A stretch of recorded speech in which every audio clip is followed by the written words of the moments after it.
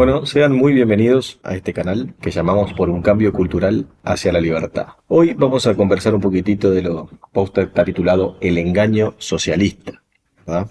Un poco, mucho de lo que se va a conversar hoy tiene su origen en el libro que se los recomiendo, de los autores Gloria Álvarez y Axel Kaiser, titulado igualito que el título de este podcast, El engaño populista, socialista.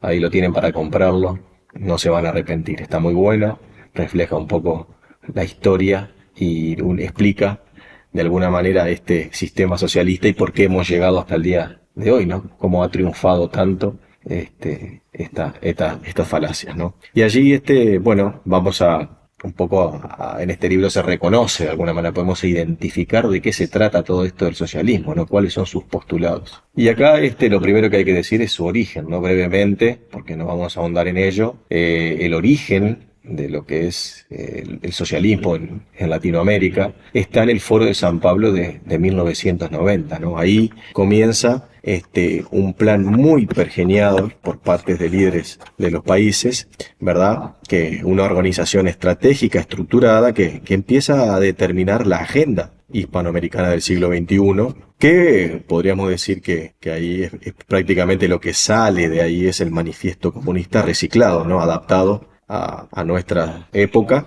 pero que en definitiva sigue siendo lo mismo, ¿verdad? Entonces, ¿cuáles son los tips, ¿no? Del engaño? Porque indudablemente que el socialismo, como yo digo siempre, es un error intelectual, porque evidentemente una persona que medianamente piense nunca puede llegar a hacerse de estos postulados que en definitiva lo terminan perjudicando a uno mismo, ¿no? Y entonces resulta llamativo y curioso de cómo la sociedad, a través de diferentes formas que vamos a ver, ha sido engañada, ha sido manipulada por estos postulados de paraísos sociales en donde todos vamos a ser felices, pero que la felicidad no se encuentra nunca, salvo para aquellos líderes que proclaman esta felicidad, ¿no? Entonces, ahí vemos ciertas cuestiones que una frase que yo suelo decir que si tú no eres socialista a los 20 no tienes corazón, pero si sigues siéndolo a los 40 no tienes cerebro. Basta con estudiar un poco, profundizar en la literatura para poco darse cuenta que todos estos postulados en realidad van en contra de todo lo que dicen defender y por supuesto van en contra del individuo y su libertad. Eso no hay ninguna duda. Entonces, ¿cuáles son las características? Un poco cómo se identifica este engaño, ¿no? Bueno, una de las...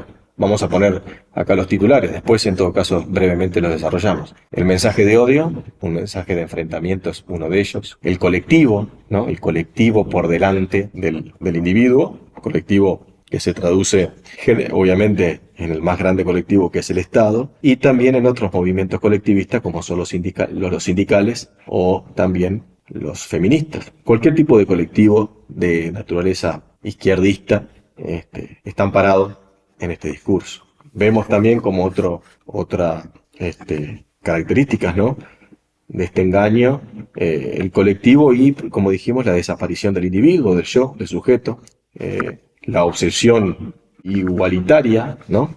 Vender el mensaje de obsesión de la igualdad es también una gran bandera de este engaño, ¿verdad? Y, por supuesto, cuestiones de lenguaje. El lenguaje es muy importante para poder transmitir sus ideas, imponerlas a través de diferentes institutos democráticos, ¿no? Esas son algunas cuestiones que podemos destacar de esta ficción socialista. Entonces, ¿qué es lo que sucede? Allí el discurso socialista empieza a insertar odio en la sociedad. El odio en la sociedad, esta transmisión de mensajes es una característica fundamental y para poder transmitirlos, el socialista, como ustedes verán, se apodera, utiliza métodos de lenguaje, ¿no? El lenguaje lo tergiversa, lo modifica a su interés y entonces suele dividir a la sociedad entre pueblo y antipueblo. En el pueblo están todos los buenos socialistas que con proclamas de defender al pueblo, a la sociedad, al trabajador, a los más vulnerables, a los pobres, parecería como que con solo decirlo ya se transforman en bonachones, ¿no? Tienen todo ese halo de bondad, y los antipueblos, ¿no? Que curiosamente los antipueblos son, con sus acciones, lo que quieren defender al más vulnerable. Y entonces empieza este discurso de división en la sociedad, de enfrentamiento, ¿ah? Y además de lo que es el pueblo y el antipueblo, tenemos a el empresario contra el empresario explotador contra el trabajador explotado, el capitalismo contra el capitalismo malo que explota a los trabajadores. De ahí es necesario que salgan los sindicatos, otro colectivo, a defenderlos, ¿verdad? Bueno, ricos contra pobres, todo, hombres contra mujeres, la lucha de sexos. Hoy en día el socialismo, la izquierda ha virado por una lucha de sexos, de un enfrentamiento permanente, lamentable, entre hombres y mujeres. Entonces todo buscan sacar rédito, ¿verdad? De estos enfrentamientos en la sociedad. ¿Por qué? Porque el socialismo hoy en día ya dejó las armas, ya no es la revolución de antaño con las armas del Che Guevara, Fidel Castro y bueno, los bolcheviques en Rusia, ¿no? Sino que esta lucha se ha transformado en la lucha democrática de las urnas. Es decir, los socialistas han sido inteligentes, con Gramsci a la cabeza, Antonio Gramsci, y han pretendido penetrar las mentes, la hegemonía, buscando la hegemonía cultural, una revolución cultural han hecho, y de diferentes maneras, como vamos a ver acá, penetran en la sociedad. Y ya la lucha de armas se transforma y se inserta, los socialistas se insertan en un Estado democrático, ¿verdad? Entonces dicen, bueno, ya vimos que la revolución no funciona, la dictadura del proletariado no se va a dar, ¿verdad? Entonces, bueno, ¿cómo podemos imponer nuestras ideas, nuestra ideología? Bueno, la única forma que ellos tienen ya no es luchando contra la democracia, como hicieron los tupamaros acá en Uruguay, ¿no? Sino es como un camaleón, transformarnos, convertirnos y hacer, ¿verdad?, hacer ver que estamos de acuerdo con la democracia ahora. Nos insertamos en la República y buscamos imponer nuestra ideología no ya por las armas, sino a través de las urnas y luego de ellas a través de leyes, normas, regulaciones, decretos. Es la forma y, por supuesto, a partir de la educación, ¿no? Y los medios de comunicación. Todo ello van a ser el trabajo del socialismo. Entonces, bueno, penetran en el Estado y ellos, claro, en el discurso de odio que ellos plantean, en este discurso de enfrentamiento, son ellos, como les decía, los buenos de la película, ¿no? Ellos son el que tienen el discurso, el monopolio del discurso del vulnerable, del pobre, del miserable, ¿no? Del pobre trabajador. Entonces son ellos los encargados de luchar contra el victimario. Entonces, ¿qué pasa? Al dividir vos la sociedad entre víctimas y victimarios, tiene que haber un tercero que se ponga en el medio y salga en nombre de las víctimas contra el victimario. Y eso es lo que hacen ellos. Este discurso viene de muchos años, muchas décadas ya, pero ya la sociedad lo debería conocer al hartazgo de este discurso de odio, este discurso de enfrentamiento hace que los socialistas penetren, ¿no? Decidan cambiar un poco el rol, pasar a las instituciones democráticas que no creen en ellas, sino que lo hacen meramente como un medio, ¿verdad? Un medio para poder poner su manifiesto, ¿verdad? Y entonces se presentan como los grandes salvadores, ¿no? Y entonces ahí, en el marco de un Estado democrático, en el marco de la socialdemocracia, ellos comienzan a imponer su hegemonía cultural, ¿no?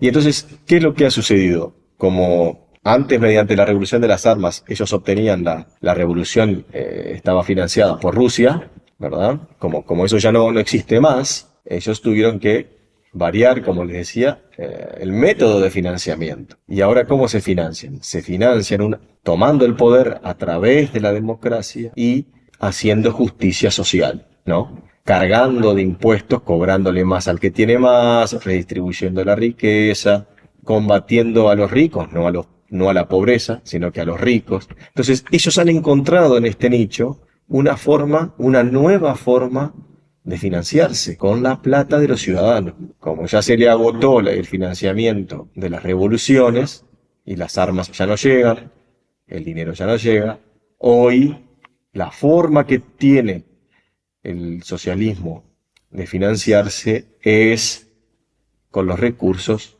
de la propia sociedad, ¿no? ¿Y cómo lo hacen? Con normas coactivas, expoliadoras, ¿verdad? Que en nombre de una supuesta justicia social, que queda a criterio de ellos, ¿verdad? Le mete la mano en el bolsillo a la fuerza al contribuyente y le saca sin preguntar, para después ellos redistribuir. Y entonces con plata, con dinero, ellos, bueno, adoctrinan en las universidades, en los colegios, en las escuelas, pagan medios de comunicación afines a ellos, en este mensaje, ¿no? Y bueno, y evidentemente empiezan a acomodar a todos estos intelectuales dentro del estamento del Estado, ¿verdad?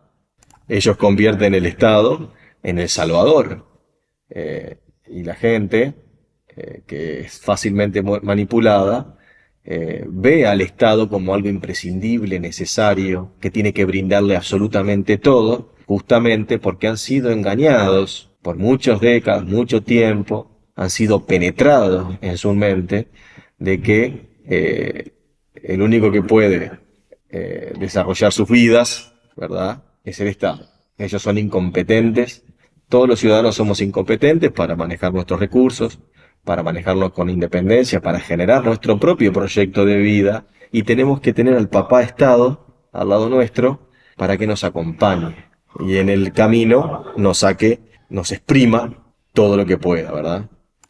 Entonces, a través de instituciones democráticas, el socialismo inyecta el virus del odio. Y una vez instalado en el Estado, el paso siguiente consiste en eliminar la libertad económica de las personas, anulando lo más posible el derecho de cada individuo a gozar del fruto de su trabajo. ¿Y por qué lo hace? Lo hace porque de esa manera se nutre su financiamiento. Es esa forma que tienen hoy de poder financiar su ideología. Entonces, a partir de ahí, el Estado avanza en contra de las libertades y se genera un Estado gigantesco que se mete en todo y lo controla todo. Se produce una masiva redistribución de riqueza a través de altísimos impuestos y regulaciones que obligan de alguna manera, a asumir el Estado una metodología muy fiscalizadora que no le corresponde. Empieza a asumir roles el Estado tan vastos que ya no queda resquicios para la libertad del individuo, ¿no? Es decir, cada cosa que ustedes pueden advertir hoy en día, nuestro Estado actual, que es, por supuesto, socialista, no un ultrasocialismo, pero es socialista, porque es absolutamente interventor en la vida de las personas, con innumerables leyes que intervienen en la libertad de la gente, pero bueno, ustedes van a poder ver que cuando salen y van a vivir su vida, el Estado está presente en absolutamente todo el tiempo, en todos lados, ¿no? A través de innumerables regulaciones, servicios públicos, monopolios, etcétera, ¿no? Y todo es para bancar, todo cuesta dinero y es para bancar esta justicia social ejecutada a través de una redistribución de la riqueza, ¿verdad? Entonces pasan a utilizar el aparato, la maquinaria del poder estatal para, nos dice en el mensaje, elevar al pueblo a un mayor nivel de bienestar. Y para lograrlo, tienen que dar los regalos que hacen y las prebendas de distintos tipos, ¿no?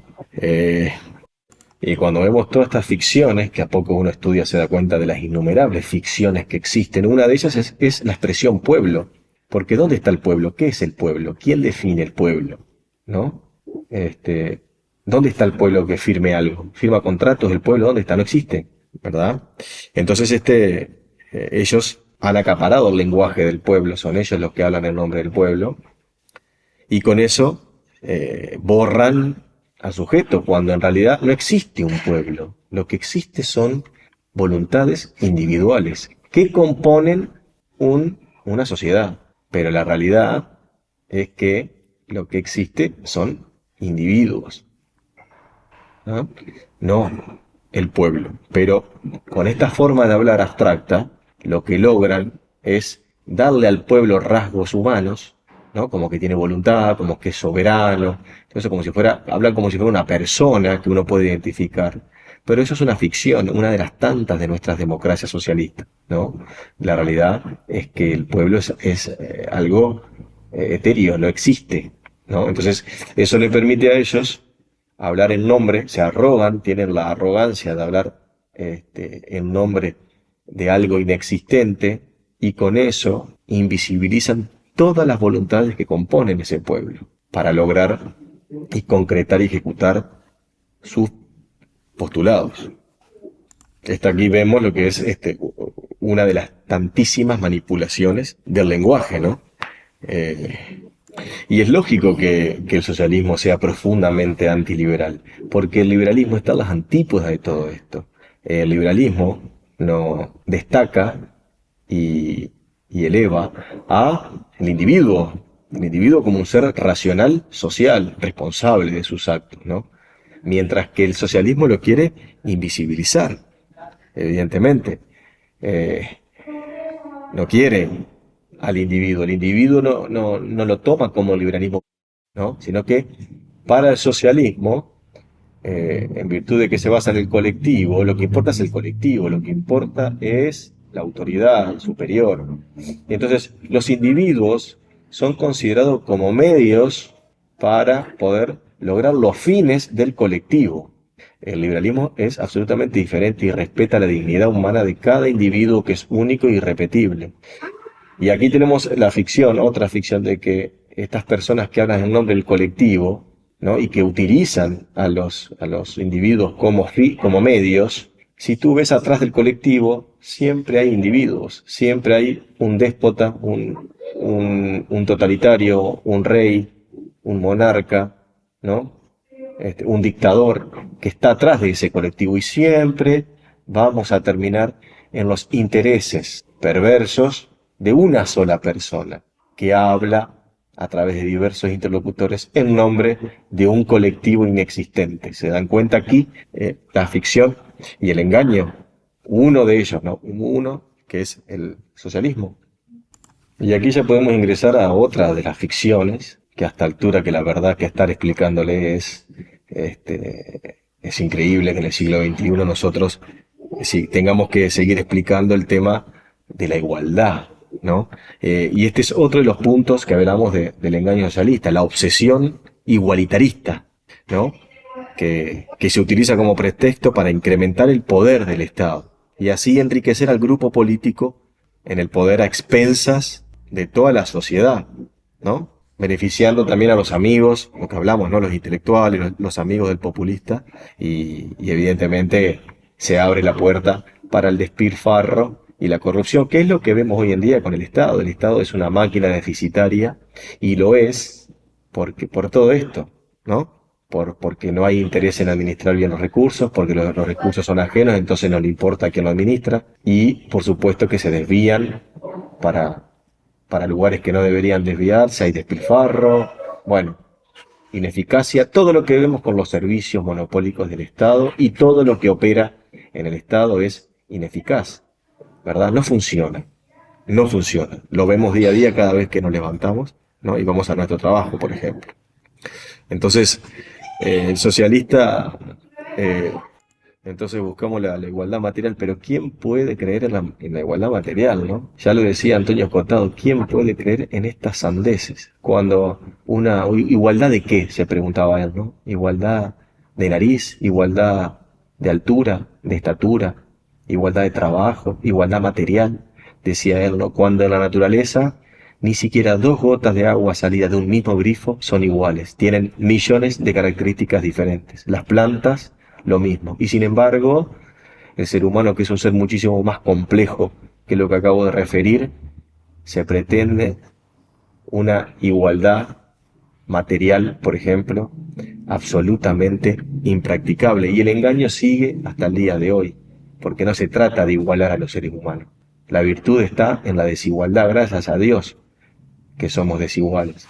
No hay en la naturaleza algo igual. Sin embargo, los seres humanos, en nuestra racionalidad irracional, nos queremos igualar y creemos que la desigualdad es naturalmente mala, ¿verdad? Y ahí abrimos lo que pasa en los esquemas socialistas, que ¿por qué quieren la igualdad ellos? Porque a través de la igualdad logran concretar su totalitarismo. Porque como es una igualdad a la fuerza, solo se puede lograr mediante el garrote legal, ¿verdad? Con la coacción, con la violencia. Es decir, el socialismo es antinatural en todo sentido. Y cuando apuesta a la igualdad, demuestra una clara antinaturalidad en sus postulados, porque es imposible, ¿no? Además de otras antinaturalidades que tiene, por ejemplo, querer desaparecer el yo, el sujeto, ¿verdad? Frente al colectivo. Eso es todo antinatural. Entonces yo defino mucho al socialismo, si me lo tienen que preguntar, bueno, es lo antinatural. Todos sus postulados van en contra de la naturaleza. Y su obsesión igualitarista es precisamente eso, ¿no? Ahí se hace es lógico que el socialista, para lograr sus fines, busque la igualdad de todos, ¿no? Para lograr sus postulados totalitarios, salvo los de ellos, lógicamente, ¿no? Ellos son desiguales con los demás. Siempre cuando hablamos de igualdad, de este tipo de igualdad, me viene a la mente la obra de George Orwell, ¿no? De su célebre Rebelión en la Granja, cuando los cerdos toman el poder y querían determinar igualdades para otros menos para ellos mismos, ¿no? Es decir, unos somos más iguales que otros, decía. Y esto es lo mismo, ¿no? Es igualito. Es un reflejo, esa granja es un reflejo de la realidad, porque en concreto, para tú lograr la igualdad tienes que hacerla en base a la violencia, a la coacción, y tienes que sacar, mediante la fuerza, ¿verdad? Sin consentimiento de la persona, el fruto de su trabajo, y ahí está la inmoralidad. Y entonces, para poder hacer esta justicia social en base al dinero ajeno, necesitas un Estado enorme, inmenso. Entonces, en nombre de la igualdad y la prosperidad, se comienza a generar una maraña de intervención impresionante contra el ciudadano. Entonces, cuando, cuando se cierra la competencia y tú tenés un Estado inundado de leyes, regulaciones, impuestos, burocracia, subsidios, cuotas de exportación, aranceles, privaciones de todo tipo, nosotros como ciudadanos tenemos que comprender que es ahí lo que nos empobrece. Es el Estado con todas estas políticas sociales, de justicia social, que es una injusticia individual, lo que nos empobrece como ciudadanos. Ahí está el motivo. No es el capitalismo, que quiere todo lo contrario, no es el empresario que busca todo lo contrario.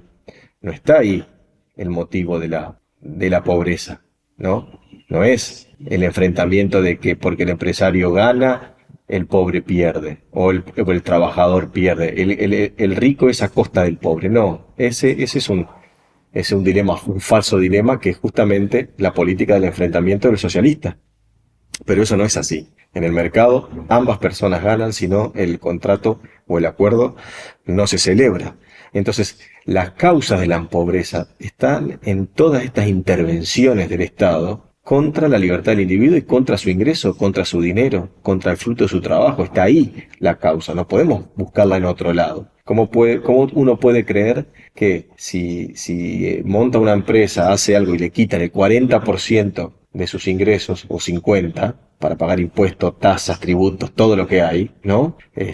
¿Cómo se da vuelta y culpa al capitalismo? El capitalismo no tiene nada que ver con regulaciones, no tiene nada que ver con eso. Cuando te falte dinero de tu bolsillo, que te lo ganaste genuinamente, es porque te lo sacó el Estado. Entonces el Estado es el empobrecedor. Es ahí donde tenemos que enfocar la mira, y no en otro lado, engañados por los discursos socialistas, que ese es el engaño también. El engaño de poner una falsa dicotomía de enfrentamiento, y el victimario, depositar todos los males en un victimario que no es tal. El victimario es quien acusa a los demás. Ese es el victimario, el que se nos disfraza de víctima. ¿Se dan cuenta? Ahí está otro de los tantos engaños del socialismo. Hacernos ver a enemigos que no son tales, que son nuestros amigos, porque nos dan trabajo, nos contratan, nos permiten crecer, nos pagan un salario, ¿no? En definitiva, Cuando sos empresario dependes de los consumidores, tú tenés que idearte de qué manera podés encontrar un producto para que sea acogido por los consumidores, para que te lo compren. Bueno, ahí no hay nada de intervención ni de pobreza, lo que se busca es la prosperidad. Es el Estado el que toma lo ajeno, ¿no? El que se convierte en un socio obligado de los individuos, tanto de los trabajadores dependientes como de los empresarios, y toma y arrebata sin ningún esfuerzo, pero solamente las ganancias, nunca las pérdidas, ¿verdad? Ahí no está presente, ahí te suelta la mano, ¿verdad? Entonces no existe en ningún lado, nunca pasó de que una sociedad prospere y sea rica y se desarrolle un Estado con todo tipo de intervenciones. No, un Estado se desarrolla en libertad, un Estado se desarrolla confiriendo a los individuos un camino libre de espinas para que se pueda desarrollar por sus propios medios. Acá no importa la pobreza material o no que tenga, o si vive en circunstancias más penosas que otros, porque la libertad no tiene nada que ver con eso, ¿verdad? Es más, a esas personas que viven en situaciones vulnerables es cuando más necesitan la libertad para poder salir adelante. Cuando el Estado le pone la pata, le pone la mano en la cabeza, no lo deja crecer. Y entonces esa persona le destruye la mente y siempre va a tener una mentalidad de pobre. En cambio, el capitalismo, el mercado libre, lo que quiere es que esa persona crezca a su manera, se desarrolle, que en sus tiempos, pero que lo haga. Apuesta a eso y le da la libertad. El que no le da la libertad para hacerlo es el Estado. No dejemos engañar.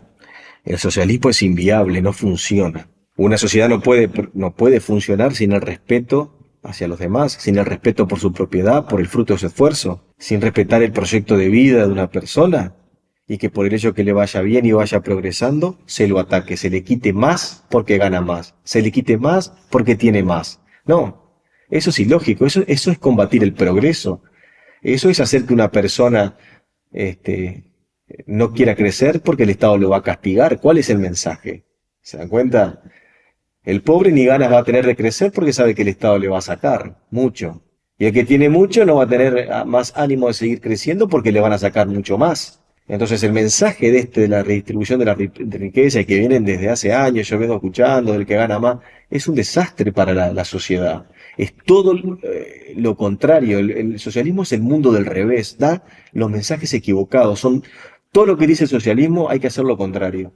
Porque cuando te dicen, por ejemplo, cuando te dicen hay que hacer igualitarismo a la fuerza, no. Hay que buscar la igualdad, no. Somos todos desiguales, es al revés. Lo que hay que buscar son otras cosas, ¿verdad? ¿Es mejor intervenir? No. Es mejor dar libertad, ¿verdad? Esto que hablamos recién, castigar al que gana más. No, dale libertad para que siga creciendo. Si sigue creciendo va a dar más trabajo, va a tener ahorro, va a invertir, va a dar mano de obra, va a formar otra empresa, va a crecer económicamente y con ello crece toda la sociedad. No lo castigues, déjalo crecer, porque con él van a crecer los de abajo también. Pero es un mensaje que es básico, no nos podemos perder ahí. No nos podemos perder en este engaño, no podemos seguir repitiendo los mismos latiguillos desde décadas diciendo que para combatir la pobreza hay que castigar al rico. No, cuanto más rico tiene un país, más próspero es, ¿verdad? Porque se le abre camino a muchas personas para crecer. Si la riqueza es legítima, ha sido ganada honestamente, ¿por qué castigarla? No tiene sentido, porque algún burócrata de turno decidió que hay que castigar a los que tienen más. ¿Pero por qué? Si fue una riqueza ganada en buena ley, sin cometer ningún delito, ¿por qué se lo castiga? Esa es la consulta. Eso es lo que debemos preguntarnos. ¿Está mal eso? ¿Por qué se pretende hacer justicia social a través de métodos que son injustos desde el punto de vista individual? ¿No? Si Messi hace bien su trabajo, si un agricultor trabaja bien la tierra y gana dinero por ello y es responsable, ¿qué se le puede reprochar? ¿Dónde está la deshonestidad de su riqueza? Como para que sean víctimas de ataques socialistas. Y que se diga que porque gana más hay que sacarle más. ¿Sería justo eso con esta gente? Las personas que supuestamente son más responsables en su trabajo, en su forma de desarrollar su vida, su proyecto, su planificación, son los más castigados de una sociedad socialista. Lo cual es un absurdo de pie a cabeza. Es un desastre ese mensaje. Va contra el progreso, contra el ansia de superación de una persona. Desalienta a todos a de alguna manera mantenerse, promueve que la gente se mantenga en la mediocridad. Eso queremos igualar para abajo. El socialismo solamente puede igualar para abajo, porque como los recursos son escasos, no hay para todos. Evidentemente, cuando el Estado interviene hacia abajo, no hacia arriba, no puede hacia arriba. No hay más recursos que el Estado. Como el Estado no genera riqueza, ¿verdad? No tiene dinero propio, genuino. Cuando interviene, lo único que puede hacer es intervenir para abajo, como siempre digo. Al pobre lo deja más pobre y lo mantiene en la pobreza. Al clase media lo baja cada vez más y al rico lo vuelve clase media, porque no tiene forma de igualar hacia arriba. El socialismo es el engaño de hacernos creer que cualquier tipo de fallas que pueda tener el mercado, que obviamente las tiene, pueden ser corregidos por un burócrata sentado en su poltrona socialista en una oficina o un grupo de personas. No, cualquier tipo de fallas de mercado lo solucionan los propios protagonistas, que son los comerciantes, los trabajadores, son ellos mismos. Es decir, cuando en tu familia tú tienes un problema, llamas a un tercero para que te lo resuelva o lo resuelves tú mismo. Tú te resuelves tus problemas. Y con el comercio, que en definitiva somos todos con el mercado, somos millones de personas interactuando, es eso el mercado, somos todos. Es el propio mercado que soluciona sus problemas. Pero cuando decimos mercado, somos todos nosotros, no son 4 personas de traje que dominan todo. No, eso es el Estado. Eso es el Estado, no el mercado. Entonces, es el mercado el que soluciona sus propias fallas, de alguna manera, porque somos todos nosotros que vamos a corregir los errores, ¿verdad? En un sistema complejo, que hay que entenderlo. No es.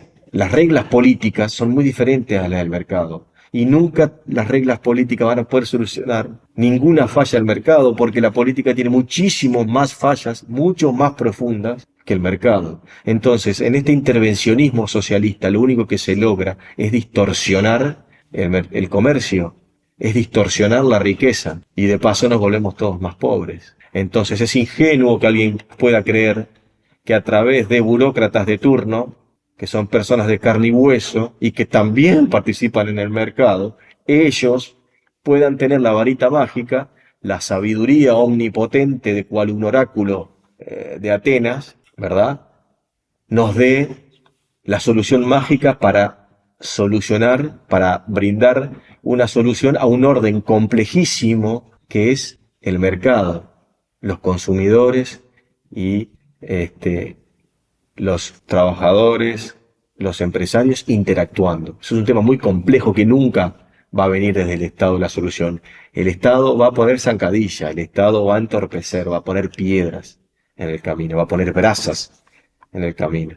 Y eso es la evidencia empírica, no nos da la razón. Entonces, bueno, como para ir terminando ya, la verdad que como mensaje es decir, no se dejen engañar por los socialistas de izquierda que se visten, se muestran como angelicales, luchadores de los derechos sociales, cuando en realidad lo único que quieren es buscan legitimarse en el poder para luego arrasar todos esos derechos y libertades que antes de obtener el poder dicen proteger, que se muestran como luchadores incansables por los demás, cuando en realidad es una persona que es un cara dura que no sabe ni cómo ganarse la vida, que jamás se arriesgó, sino que vivió en la seguridad del socialismo con plata ajena, que nunca se arriesgó, nunca puso una empresa, nunca se fundió, nunca supo cómo levantarse de un fracaso, ¿verdad?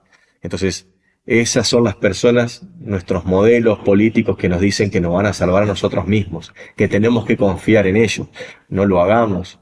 Son nuestros peores enemigos, ¿no? Entonces, personas que jamás generaron una riqueza genuina en el mercado, ni tuvieron el coraje de arriesgarse, vienen a nosotros a darnos postulados y mandamientos de cómo debemos dirigirnos nuestra vida, ¿no? Entonces, no ese es el camino, porque en realidad esas personas lo que sienten es envidia, y quieren atacar a la persona próspera, porque han logrado lo que ellos nunca pudieron lograr, ¿verdad? Entonces se sientan en su sofá y desde ahí expolian lo ajeno. Ejecutan su envidia en forma de venganza que se muestra como justicia social. Y entonces a través de esta justicia social injusta quieren lograr los anhelos que ellos mismos no pudieron lograr por mérito propio, ¿verdad? Ser socialista es un cúmulo de rencor, envidia y mediocridad.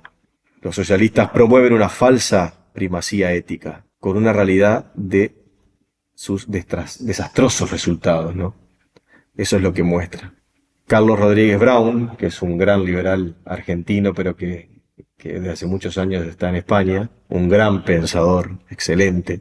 En un momento le preguntó a otro gran filósofo, Karl Popper, por qué se había hecho comunista y por qué había abandonado el comunismo. Y él le respondió que se había hecho comunista porque le pareció que en su momento era un imperativo moral y que había dejado de serlo cuando comprobó que los comunistas eran muy mentirosos. Esa fue la respuesta de un brillante filósofo como fue Karl Popper. Entonces, bueno, terminando un poco lo que queríamos conversar con ustedes hoy, la cuestión es que lo que corresponde hacer, cuál es el método para salir, ¿no? Y bueno, es una revolución ideológica y de valores. Hay que dar la batalla cultural, así como hicieron ellos, en las ideas. Es importante que abunden los intelectuales liberales, que inunden las redes y los medios de comunicación con este mensaje, que para mí es lo que hace próspero a un individuo, lo que lo hace íntegro, moralmente superior. Entonces, tenemos que dar más relato y menos datos, porque la izquierda se ha apoderado de los cuentos y la libertad se quedó en la planilla Excel. Entonces, tenemos que salir a contar nuestros postulados con emoción y demostrar convincentemente, a través del lenguaje, que nuestros postulados son los mejores para la gente, ¿verdad? Hay que cambiar el discurso y hacerlo sentimental, que la gente sepa cosas básicas de economía y que de a poco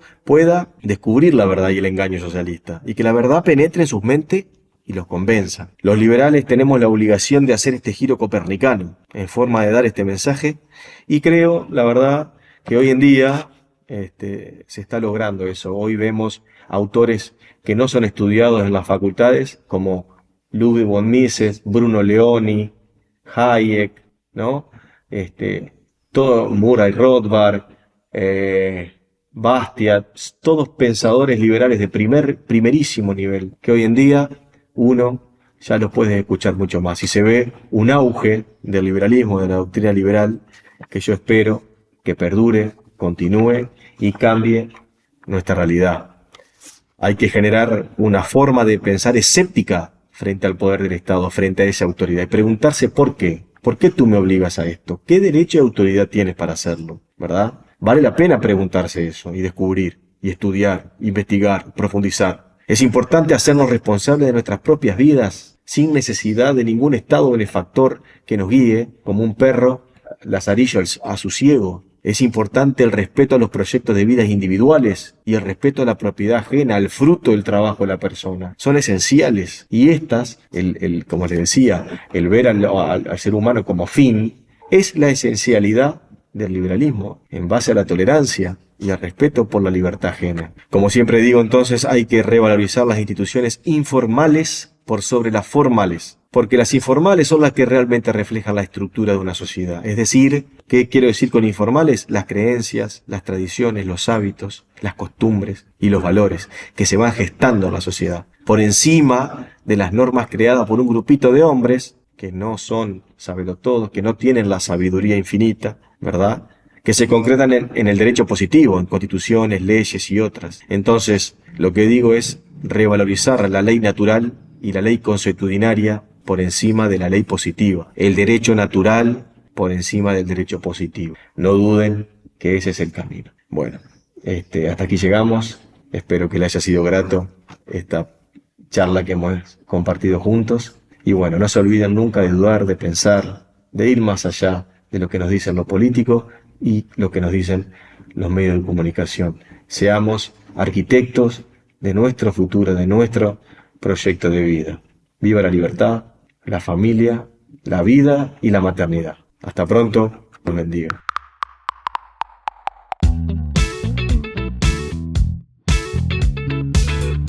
Es una producción de Neurobytes por Branca DJ.